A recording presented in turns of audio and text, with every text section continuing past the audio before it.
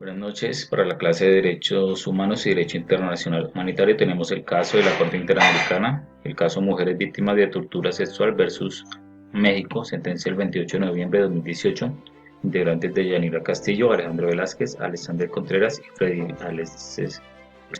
Introducción: el caso fue sometido a la Corte Interamericana el 17 de septiembre del 2016. Competencia: según el artículo 51 y 61 de la Convención Americana, artículo 35 de la Corte, la Comisión Interamericana de Derechos Humanos sometió el caso a la jurisdicción de la Corte.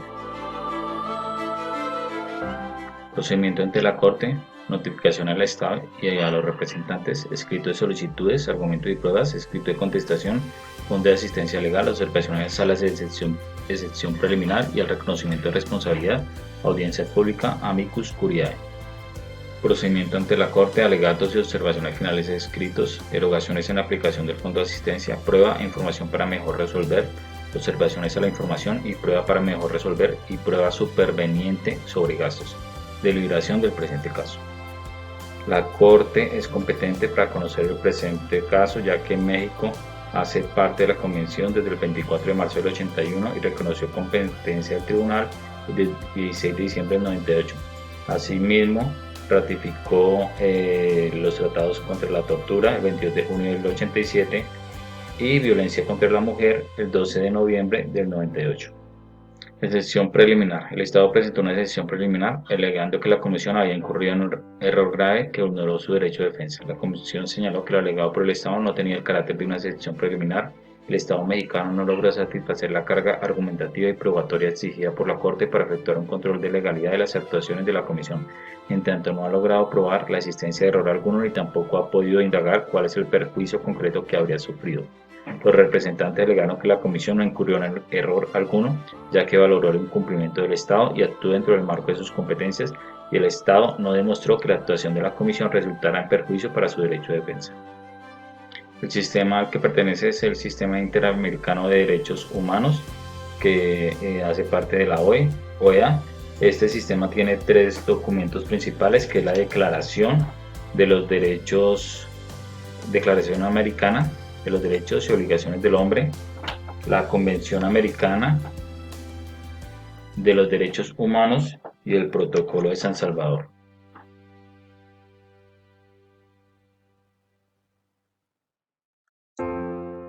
Bueno, los hechos que aquí se relacionan tuvieron ocurrencia en mayo 3 y 4 del 2006. Policías estatales y federales instrumentaron un operativo policíaco plegado de violaciones a los derechos humanos cometidos indiscriminadamente en contra de integrantes de un movimiento social. Tanto simpatizantes de dicho movimiento como pobladores de la localidad, que en muchos de los casos no tenían ninguna vinculación con el movimiento social, los habitantes de San Salvador Atenco fueron violados en su derecho de propiedad privada al haberse presentado cativos ilegales y daños en su propiedad, aparte de haber sido golpeados y ultrajados. El caso que aquí nos trae es la violencia ejercida contra las mujeres durante el operativo policial. Se nos documenta la violencia de género y la consecuente tortura y maltrato que el Estado mexicano es capaz de ejercer a través de sus agentes en contra de las mujeres, realizados bajo la justificación del restablecimiento del Estado de Derecho, el orden y la paz social.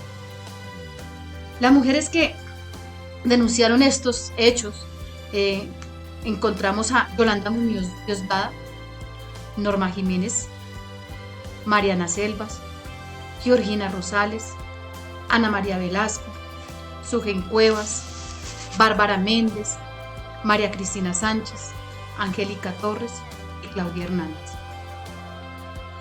En cuanto a la detención de las mujeres, algunas mujeres se habían dirigido al mercado, al lugar, a vender o a hacer compras, a recolectar información para tesis, porque habían estudiantes también, o simplemente se encontraban por casualidad cerca donde ocurría la manifestación. Algunas de ellas acompañadas de sus padres, esposos, novios e hijos. Buscaron refugios en las casas de donde fueron detenidas, sacadas a la fuerza y maltratadas.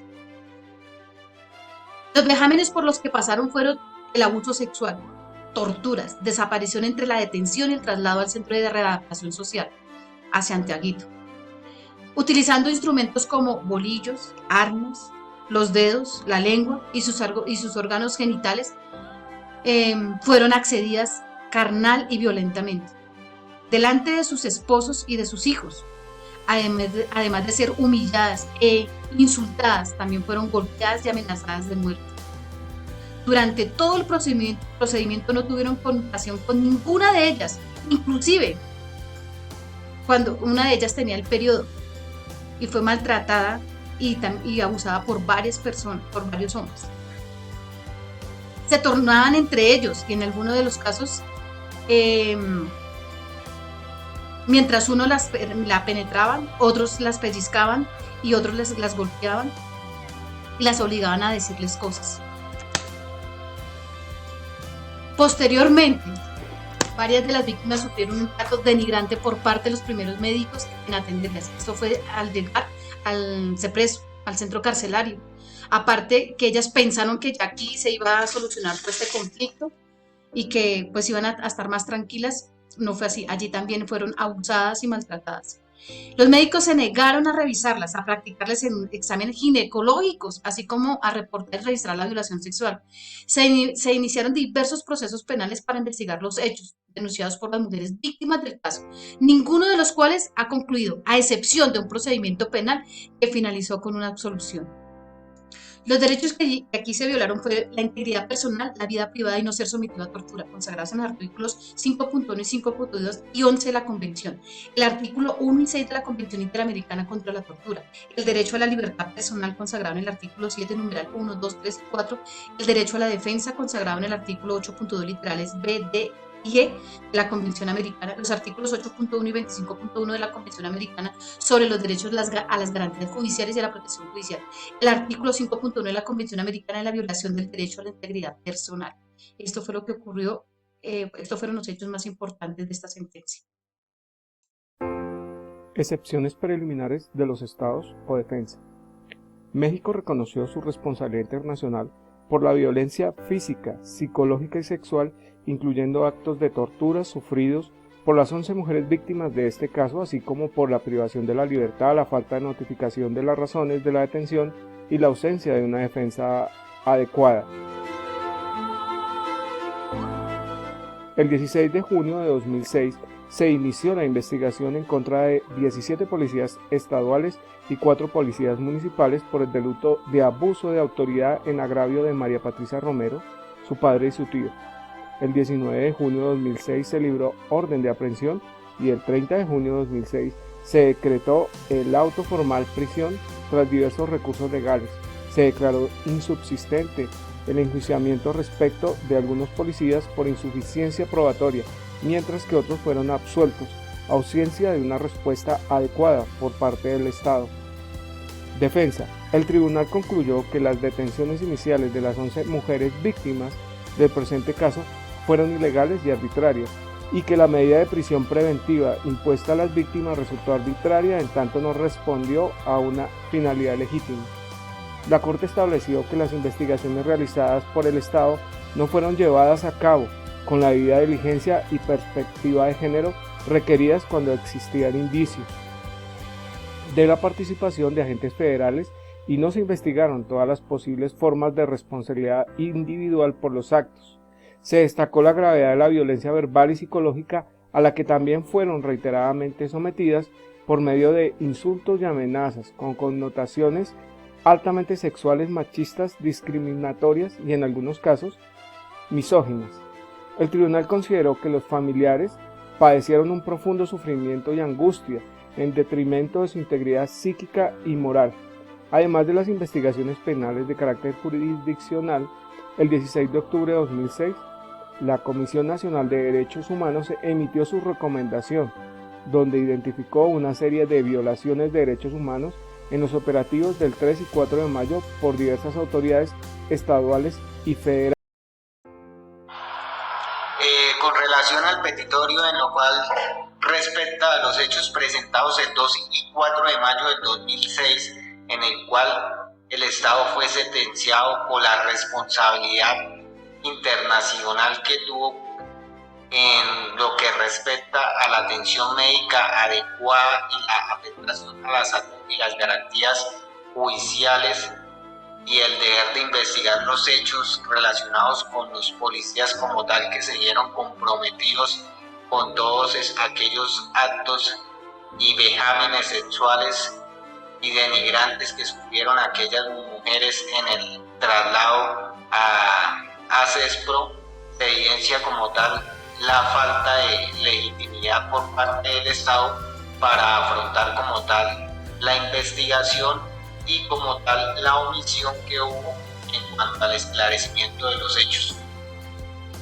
Bueno, la Corte Interamericana de Derechos Humanos sentenció al Estado y a los Estados Unidos mexicanos al considerarlos responsables de la violencia de las 11 mujeres durante su detención y su posterior traslado al Centro de Readaptación Social CEPRESO, los cuales fueron como tal víctimas de tocamientos internos y asimismo de acceso carnal abusivo por parte de los funcionarios o policías, en este caso, que realizaron este traslado y los cuales fueron responsables como tal de todo el procedimiento que se realizó en contra de estas mujeres.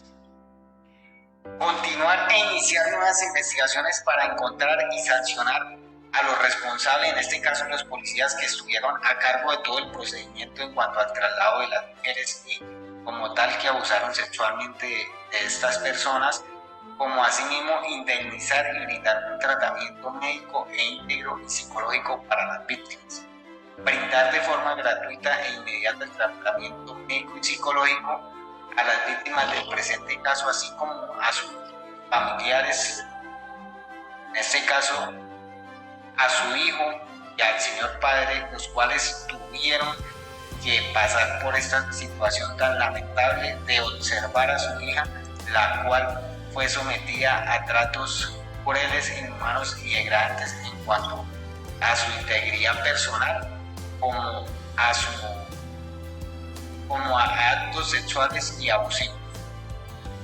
Establecer un mecanismo de monitoreo y fiscalización para medir y evaluar la efectividad de las políticas institucionales existentes en materia de uso de la fuerza y asimismo elaborar un plan de fortalecimiento en cuanto al seguimiento de casos de tortura sexual contra las mujeres. Se ordenó por otra parte al Estado el pago de determinadas cantidades de daños y perjuicios morales como psicológicos y el reintegro de gastos y costas, así como el reintegro a los gastos del Fondo de Asistencia Legal para las víctimas.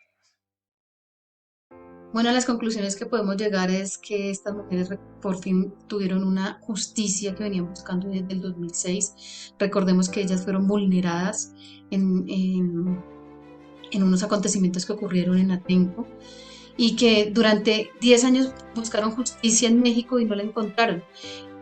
Buscaban que se judicializara a las personas que habían cometido esos abusos con ella y no fue posible.